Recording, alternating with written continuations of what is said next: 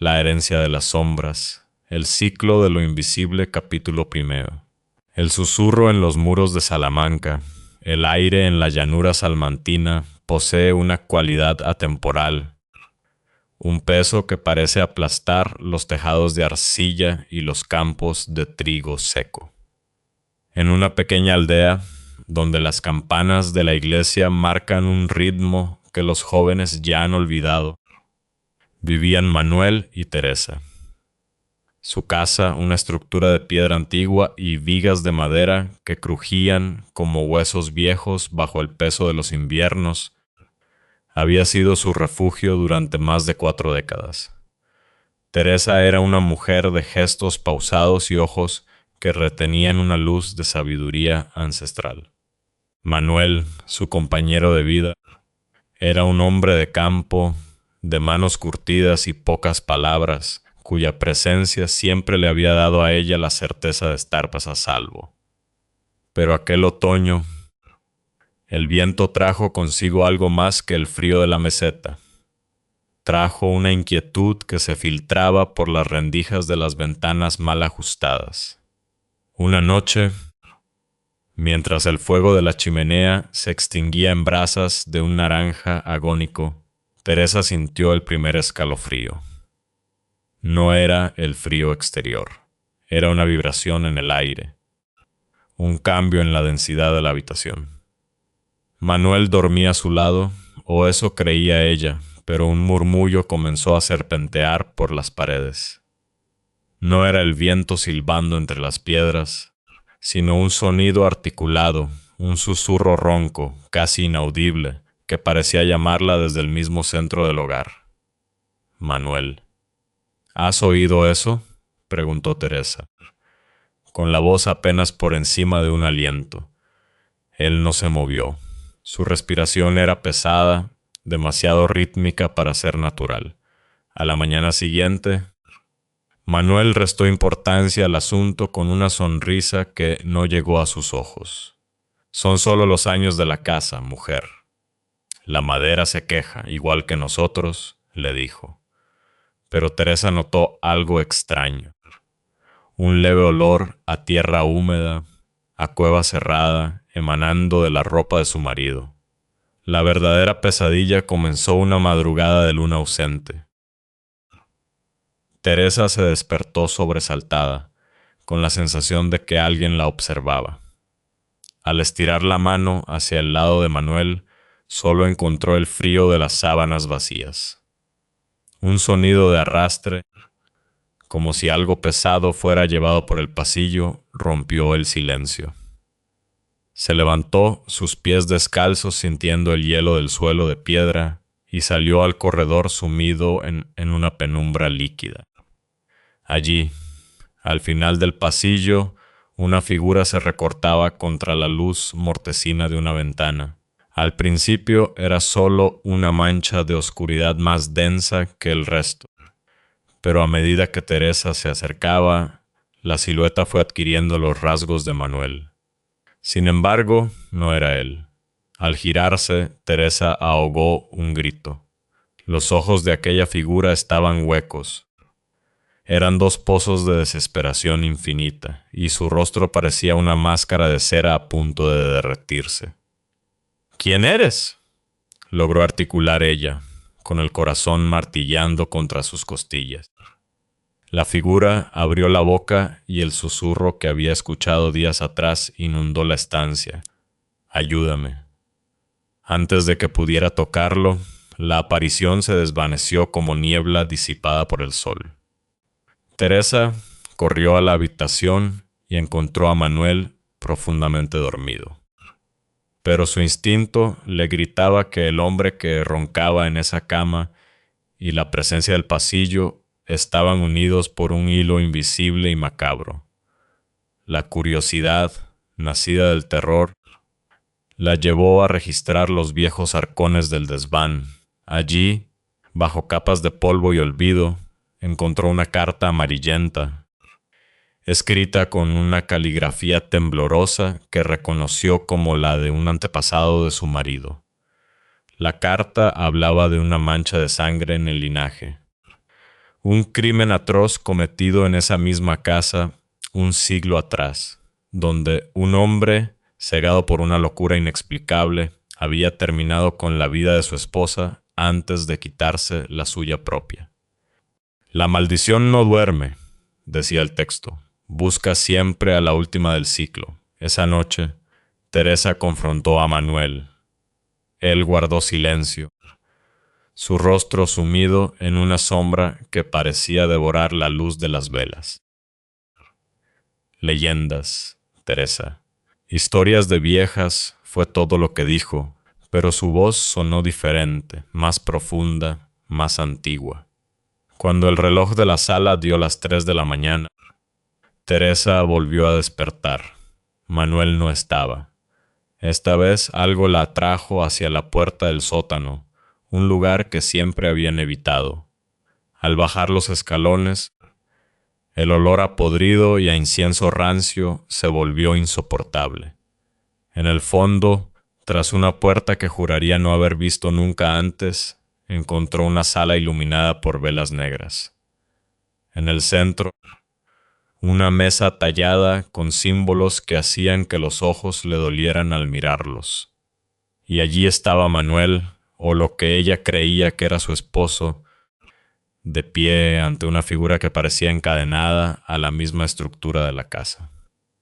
La entidad, una masa de sombras con ecos humanos, soltó una risa cavernosa que hizo vibrar el suelo. «Te he estado esperando, Teresa», dijo la entidad a través de los labios de Manuel. «Eres la última». En ese instante de claridad aterradora, Teresa lo comprendió todo. El hombre con el que había compartido su vida durante los últimos años no era Manuel. El verdadero Manuel había sido consumido o reemplazado por el espíritu del antepasado asesino, un parásito espiritual que necesitaba una víctima final para cerrar su ciclo de venganza. Ella era la pieza que faltaba en el rompecabezas de sangre. Pero el amor, cuando es traicionado de forma tan vil, se convierte en una fuerza demoledora. Teresa, armada con una valentía que no sabía que poseía, no huyó. Arrebató un hacha de leña que descansaba contra la pared y, con un grito que contenía décadas de devoción y dolor, comenzó a destrozar la mesa de los símbolos. Cada golpe resonaba como un trueno. La sombra que poseía a la figura de su marido gritó con un sonido que no pertenecía a este mundo. La casa entera tembló. Las luces se apagaron. Cuando el silencio regresó, Teresa estaba sola en el sótano, rodeada de madera astillada y una paz gélida. El espíritu se había ido y con él la esencia que quedaba de lo que alguna vez fue su hogar. Teresa sobrevivió, pero su mente nunca regresó del todo de aquella oscuridad. Fue internada, considerada loca por un mundo que no comprende que hay deudas de sangre que solo se pagan con la cordura. Sin embargo, en su sacrificio rompió la cadena. Las generaciones siguientes caminarían bajo el sol, libres del susurro de los muros de Salamanca. Capítulo 2.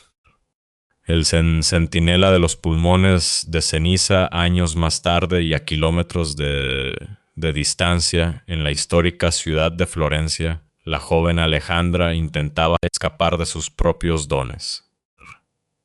Desde que era una niña, Alejandra tenía una conexión perturbadora con la muerte. Su madre contaba que, incluso antes de saber hablar, la pequeña Alejandra emitía un llanto particular, un lamento que helaba la sangre, siempre pocas horas antes de que un vecino o un familiar falleciera. Era un radar espiritual, una antena sintonizada con la frecuencia del más allá. En su 4º año de carrera, durante su Erasmus en Italia, Alejandra alquiló una habitación en un apartamento que olía a historia y a humedad estancada. Era un edificio del Renacimiento, con techos altos y suelos de madera que crujían con el paso de los siglos. Compartía el lugar con un estudiante de medicina que apenas estaba en casa y una latinoamericana de carácter alegre. Sin embargo, desde la primera noche, Alejandra sintió que el apartamento no estaba vacío. No era una presencia agresiva, sino algo persistente. Por las noches, cuando el silencio de Florencia se volvía absoluto, Alejandra escuchaba una tos seca, profunda, que parecía provenir de la esquina de su propia habitación. A veces, los objetos cambiaban de lugar. Un libro aparecía abierto en una página específica. Su cepillo de pelo se movía de la mesa a la cama. En ese tiempo, Alejandra comenzó una relación con un joven del lugar. Al principio, él parecía el novio ideal, pero pronto la atención se convirtió en obsesión. Alejandra, sintiendo una opresión en el pecho que no sabía explicar, decidió terminar la relación. Pero el joven no aceptó el rechazo. Una noche, mientras Alejandra estaba sola en el apartamento, escuchó que la puerta principal se abría. Pensó que eran sus compañeros, pero nadie respondió a su llamado. De repente, la puerta de la cocina comenzó a abrirse y cerrarse con una violencia rítmica. El chirrido del metal contra el marco era como un grito. Alejandra, aterrorizada, se encerró en su habitación y llamó a sus compañeros por teléfono. Ambos estaban fuera, a kilómetros de distancia. El pánico se apoderó de ella cuando escuchó pasos pesados recorriendo el pasillo, acompañados de esa tos persistente y ahora cargada de una furia protectora. Llamó a la policía. Cuando los agentes llegaron, tuvieron que forzar la entrada, pues la puerta estaba cerrada por dentro con el cerrojo echado.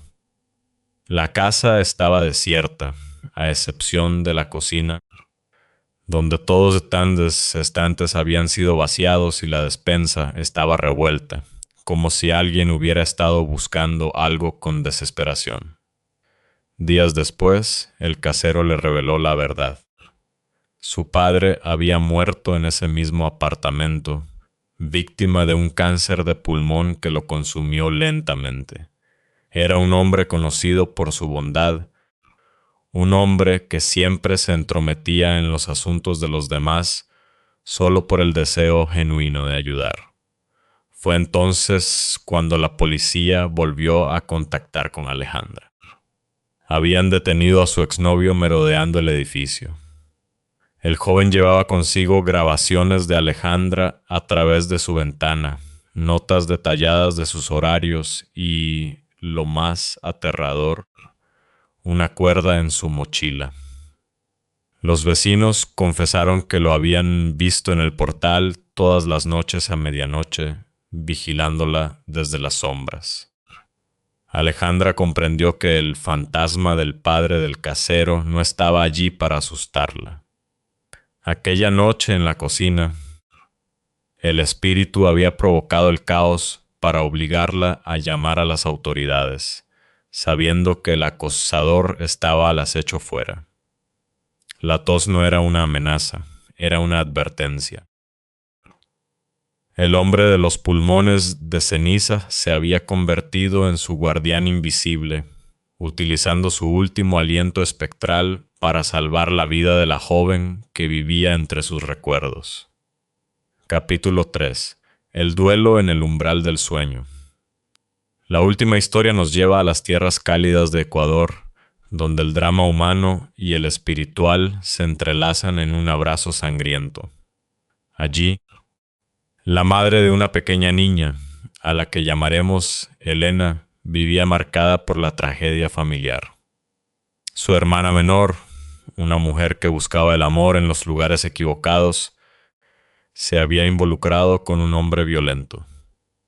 A pesar de las advertencias, a pesar de los gritos de auxilio ignorados por un sistema sordo, la tragedia se consumó. Una mañana, la radio anunció el horror. Una mujer había sido asesinada a machetazos por su pareja, quien luego se quitó la vida a su lado. La madre de Elena sintió un frío glacial recorrer su columna mucho antes de que el teléfono sonara con la confirmación oficial. En la morgue, rodeada del olor a formol y a muerte violenta, la madre de Elena perdió el control. Al ver el cuerpo destrozado de su hermana, la rabia superó al dolor. En un acto de desesperación pura, le propinó una bofetada al cadáver. «Te lo dije. Te dije que ese hombre no era bueno», gritó entre sollozos antes de ser retirada por los enfermeros. Esa misma noche, la pequeña Elena, de apenas 3 años, entró en un estado que los médicos no pudieron explicar. No era un sueño, era un vacío. La niña estaba empapada en sudor, su cuerpo se agitaba como si estuviera corriendo una maratón eterna, pero sus ojos permanecían sellados. Durante 2 días, Elena estuvo suspendida entre 2 mundos. Los exámenes médicos daban resultados normales, solo una deshidratación inexplicable. La madre, consumida por la culpa, comprendió que su hermana, en su tránsito doloroso y confuso hacia el otro lado, se estaba aferrando a lo que más amaba en la tierra, su sobrina. La bofetada en la morgue había creado un vínculo de rencor y dolor que impedía que el espíritu descansara y en su agonía intentaba llevarse a Elena consigo al umbral de las sombras. Sin pensarlo 2 veces, la madre regresó a casa. Encendió una vela blanca y con lágrimas que nacían del alma, le habló a la nada. Pidió perdón por su ira. Le imploró a su hermana que encontrara la luz, que soltara la mano de la niña, que Elena no tenía la culpa de las decisiones de los vivos. «Vete en paz, hermana.